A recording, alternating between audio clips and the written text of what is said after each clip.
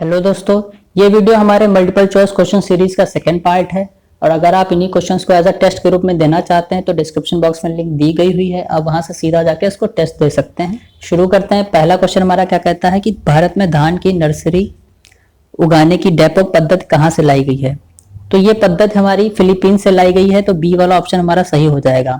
और इस पद्धति को आंध्र प्रदेश के फार्मर्स काफी ज्यादा यूज भी करते हैं, काफी ज्यादा उपयोगी भी है ये। तो बात करें इसके उपयोगों की, तो हमारा सबसे बड़ा एडवांटेज है इसका कि बहुत ही कम जगह की जरूरत पड़ती है। अगर आप 1 हेक्टेयर के लिए सीडलिंग्स उगा रहे हैं राइस की, तो केवल आपका 25 से 30 मीटर स्क्वायर एरिया ही चाहिए आपको 1 हेक्टेयर के लिए, अगर आप 1 हेक्टेयर के लिए सीडलिंग्स उगाएंगे। और दूसरा एडवांटेज ये है कि आपको बहुत कम टाइम लगता है उन सीडलिंग्स को तैयार होने के लिए, केवल आपके 11 से 14 दिन ही लगते हैं। अब बढ़ते हैं अपने अगले क्वेश्चन की तरफ। अगला क्वेश्चन हमारा क्या कहता है, test weight of sorghum is. पहले तो समझ लेते हैं टेस्ट वेट का मतलब क्या होता है। तो अगर किसी भी क्रॉप का हम टेस्ट वेट निकालना है तो 1000 दानों के भार को हम टेस्ट वेट बोलते हैं। तो weight of 1000 seeds is known as test weight. और बात करें अगर हम सोरघम की, तो सोरघम का टेस्ट वेट होता है 25 से 30 ग्राम। तो इसमें बी वाला ऑप्शन सही हो जाएगा। अब बढ़ेंगे अपने अगले क्वेश्चन की तरफ। थर्ड क्वेश्चन हमारा कहता है कि एनपीके की मात्रा बतानी है हमको, डीएपी में कितना एनपीके होता है। तो डीएपी की अगर हम फुल फॉर्म की बात करें तो फुल फॉर्म होता है डीएपी का डाई अमोनियम फॉस्फेट, और इसमें एनपीके की मात्रा होती है 1846। के इसमें प्रेजेंट ही नहीं होता है, मतलब केवल नाइट्रोजन और फास्फोरस प्रेजेंट होता है, वो भी 18 और 46 की मात्रा होती है। और पोटेशियम हमारा होता ही नहीं है इसमें। अब बढ़ेंगे हम अगले क्वेश्चन की तरफ। तो चौथा क्वेश्चन हमारा कहता है कि the inflorescence of sugar cane is known as. गन्ने के पुष्प क्रम को हम क्या कहते हैं। तो गन्ने के पुष्प क्रम को हम एरो कहते हैं।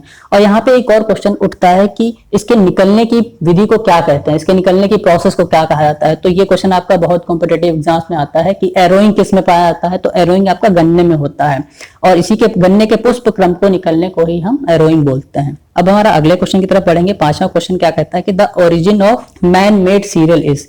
तो सबसे पहले तो यही जान लेते हैं कि मानव निर्मित अनाज या फिर मैन मेड सीरियल किसको कहा जाता है। तो मैन मेड सीरियल हमारा ट्रिटिकेल है, जो कि हमारे गेहूं और राई के क्रॉस से मिलकर बना है। आपको ये सीक्वेंस जरूर याद रखना है कि गेहूं और राई के क्रॉस से, अगर आप राई क्रॉस गेहूं बोल देंगे तो वो गलत हो जाता है। गेहूं और राई के क्रॉस से बना है हमारा ट्रिटिकेल। और उसका जो उत्पत्ति स्थान है, ओरिजिन है, वो हमारा जर्मनी है। इसमें बी वाला ऑप्शन हमारा सही हो जाएगा। बढ़ते हैं अपने अगले क्वेश्चन की तरफ। तो 6th क्वेश्चन हमारा कहता है इन मेज प्लांट्स सिल्क अपीयर फर्स्ट या फिर टेजल्स अपीयर फर्स्ट, या फिर दोनों एक साथ निकलते हैं। तो बात करते हैं पहले टेजल और सिल्क होते क्या हैं। तो जो मक्के का हमारा पेड़ होता है, तो उसमें जो पुरुष पुष्प होता है उसको हम टेजल बोलते हैं, या फिर मेल फ्लावर जो होता है उसको हम टेजल बोलते हैं।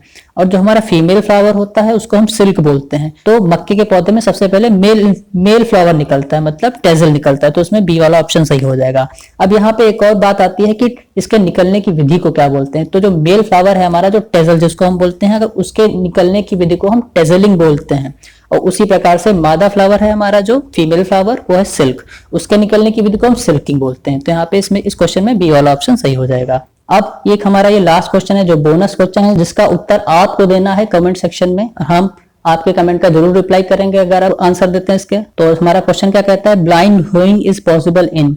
अंधी गुड़ाई किस फसल में की जाती है। ऑप्शंस आपके राइस हैं, मेज है, शुगर केन है और पोटैटो है। अगर वीडियो पसंद आया तो लाइक करिए। Thank you.